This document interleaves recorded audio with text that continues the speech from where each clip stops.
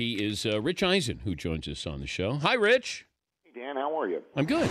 Good. What's going on? What is not much? How did you hear the news that I was going to do Sports Jeopardy? Oh, what is Twitter? Yeah, Twitter's a powerful thing. Are you upset I did not bring this up to you prior to the announcement? How do I put this? What is? No, that's a question. Yeah. What is? It is what it is. Okay. It always is what it is. I was told not to tell anybody. Of course, I'm sure. Yeah. Just so you know. So I apologize Dan, I heard about it beforehand. I'm out here in Tinseltown with my finger squarely on the pulse. Did I you? Knew this was coming. I knew this was coming, and I'm very happy for you. Thank you, Rich. I'm very, very happy. But you do know, Dan, what? That the first time you participate in this it's not the first time you've been part of a Sports Jeopardy situation, Dan. Do you remember? I've been an answer before. No. Do you remember the skit that I once wrote for a Sports Center that we did together, where Bill Pito played the host of What Do You Have? And you and I. No, I do not. Yes, you do. I do not. You don't remember? It didn't get greenlit by Ben Affleck. It didn't. Or Damon. Or Matt Damon. No, but it was our project. And we stood behind our desks using highlighters as the fake buzzer, and Bill Pito was the host of What Do You Have? I don't even know what you're talking about. Okay. I don't even know. Well, it was out there. We did it. By the way, have you ever met Manuel Shrieky? I have, yes. Yes. She's a very lovely lady. Yes, she is. Very nice. Was she just on your program? No, I met her yesterday at the press conference for Sports Jeopardy. Was that in New York City? Yes. Is she part of the next season of Crackle as well? Dan? You know what? I think she was just there in support for me.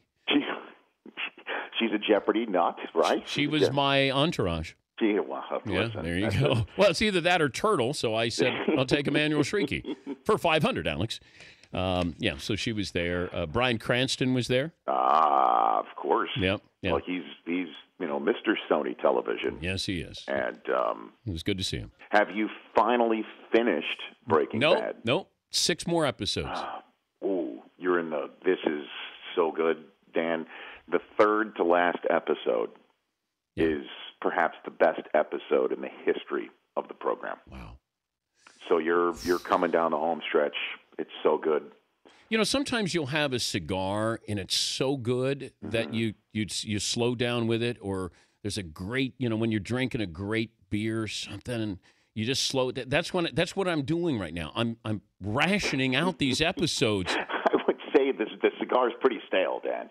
You've been watching this for quite some time. I know you're a busy man. You've got lots going on. You host an all-sports radio program. The NHL, NBA playoffs are going on. You're locked into a lot of stuff. Yep. You got kids off to college. You're juggling. Emmanuel Shrieky. You've got Emmanuel Shrieky. You're phrasing things in the form, or actually, you're not phrasing things in the form of a question. No. You're about to demand that of others.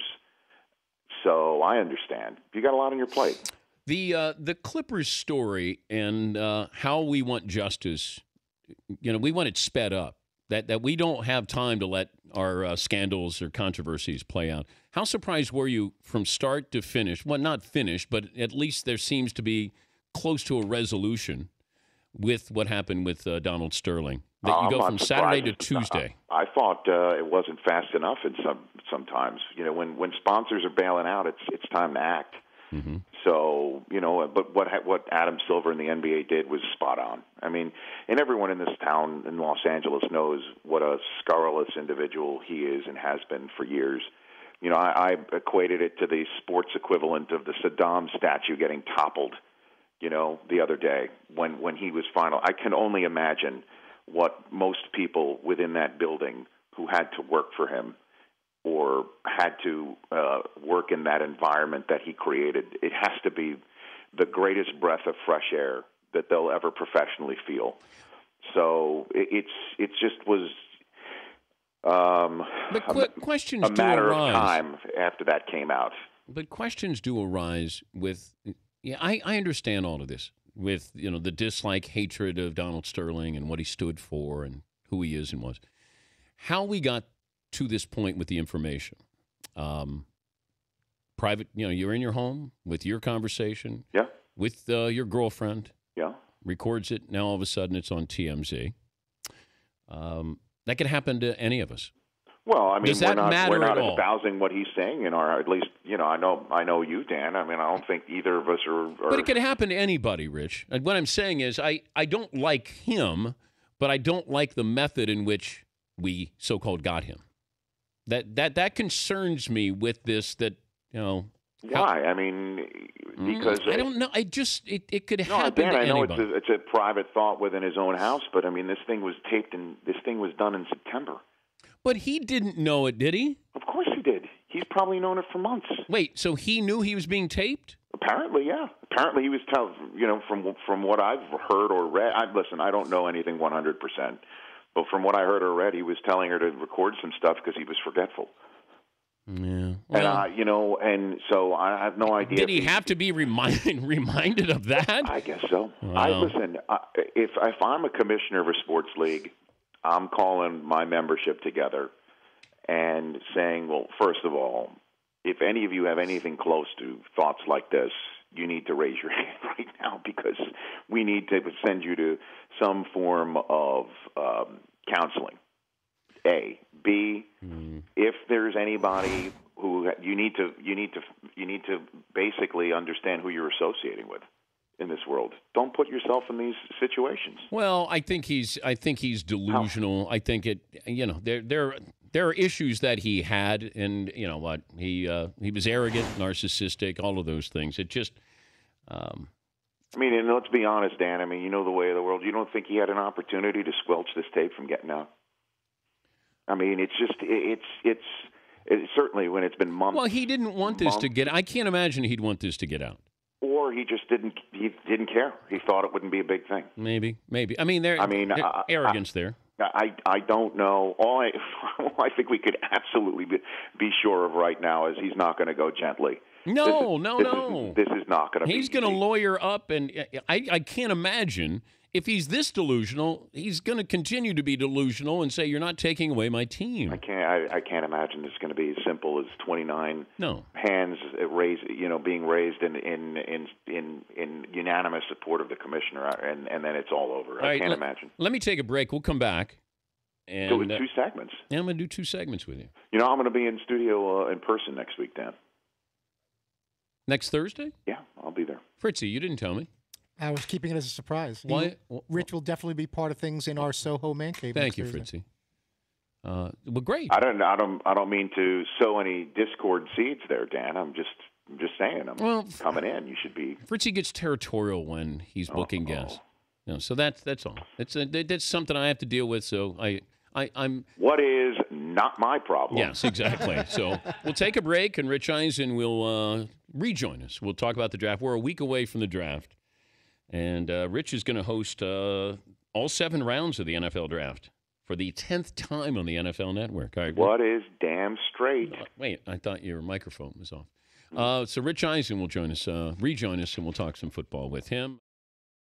Rich Eisen, who will be hosting the draft again for the NFL Network, 1 week to the draft. What is going to happen here, Rich? Can you save me some of the drama here? I don't think I can. I think the only thing that you can be rest assured is someone will tweet it out before the commissioner announces it. I don't know. If obviously the clear favorite is the straight drafting of Jadeveon Clowney. I don't think Houston is going to go Manziel number 1. I think they're just going to go Clowney or trade it. At this point, the most likely trade partner that everyone's talking about is Atlanta from 6 to get up to 1. Houston, I don't think would want to fall any further down than 6. They still want a dynamic player. You need a dynamic player when you've lost your last 14 regular season games of the season. So that's my guess. Where Manziel goes is anybody's guess.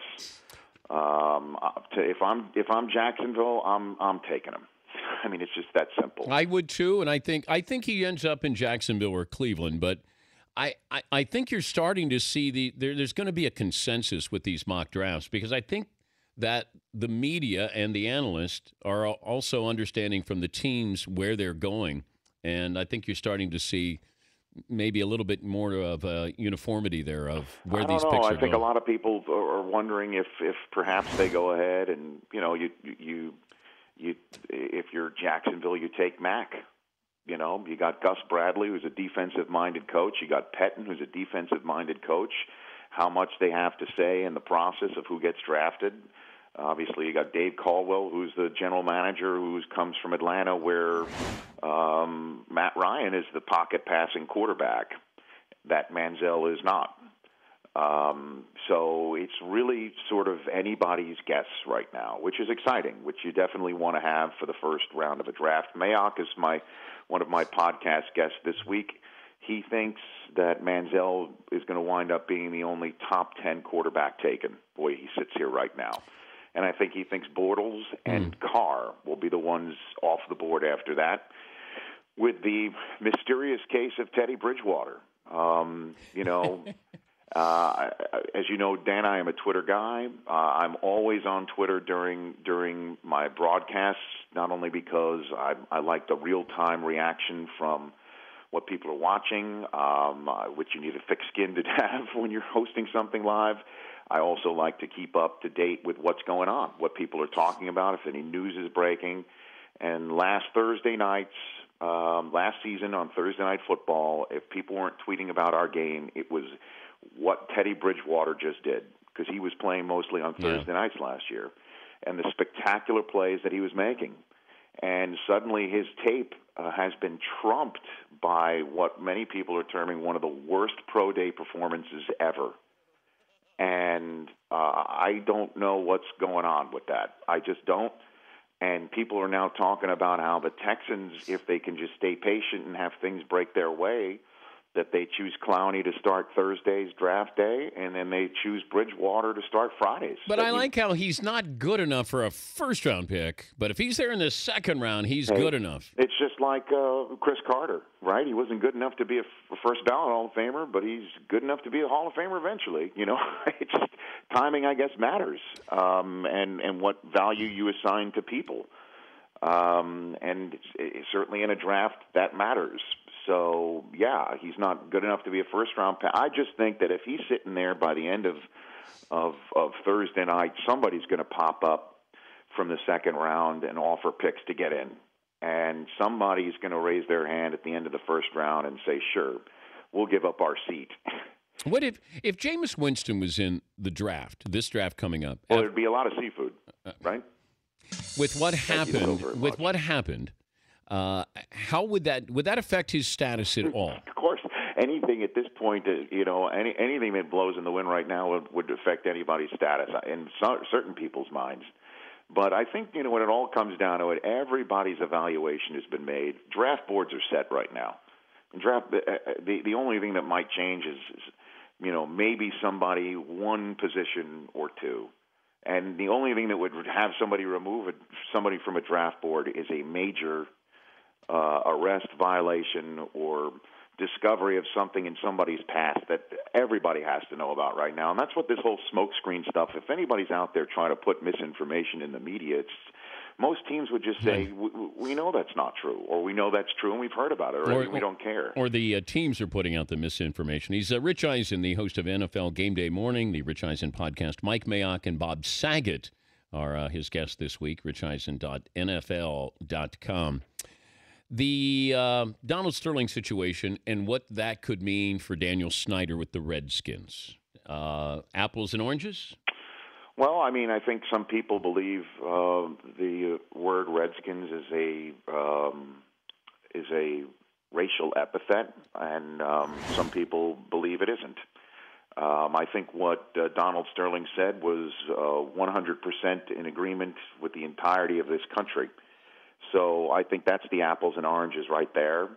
And so with what happened this week, the commissioner might, I'm sure he'll be asked about it the next time he's in public, and I'm curious to know what his answer will be. Good to visit with you. I'll see you next Thursday in studio. All right, Dan. Listen, you take care. I'll see you next week, and I hope there are no more surprises from Fritz. And I don't want to be in the middle of it. So let's get this thing all buttoned up by the time I get in there, okay? Fair enough, Rich. Sorry to bring you involved, put you in the middle of this. What is? No problem. Thank you, Rich. Okay. It's Rich Eisen, NFL Network.